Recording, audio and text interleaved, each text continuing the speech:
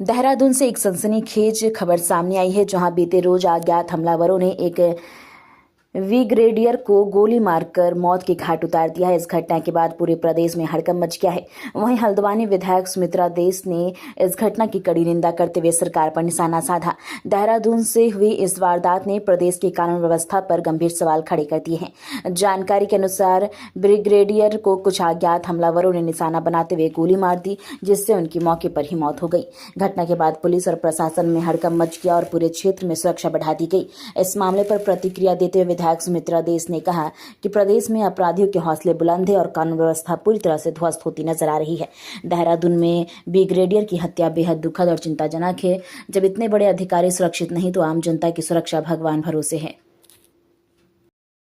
देखिए, सबसे पहले तो ब्रिगेडियर वीके जोशी जी को मेरी उनके परिवार के प्रति संवेदना और सद्भावना मैं प्रकट करता हूं।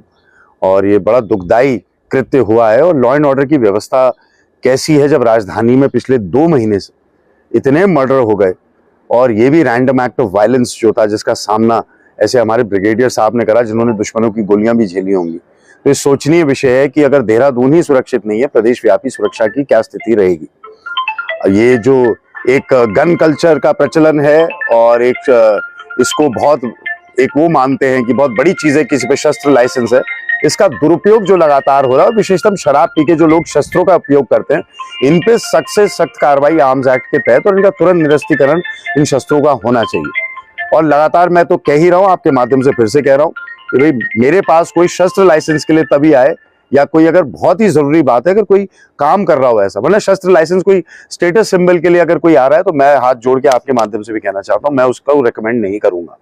और ये बहुत दुखदाई, हमने यहाँ पे भी देखा, हमारे पुरोहित जी लोनी जी के पुत्र का भी, हमारे छोटे भाई नितिन का भी यहाँ पे हत्या हो गई। ऐसी उसमें हुई, खाए पिए में शस्त्रों का इस्तेमाल हुआ। तो शस्त्र हम क्यों इस्तेमाल करें? गन कल्चर का प्रचलन पूरे उत्तर भारत में, और ये शान और शौकत से शस्त्रों का जो प्रदर्शनी करते हैं, ये कतई भी स्वीकार नहीं है। और साथ ही साथ कानून व्यवस्था जो है चरमरा चुकी है। सदन में भी ये विषय उठाया था और हर दिन ये बात सत्य साबित हो रही है।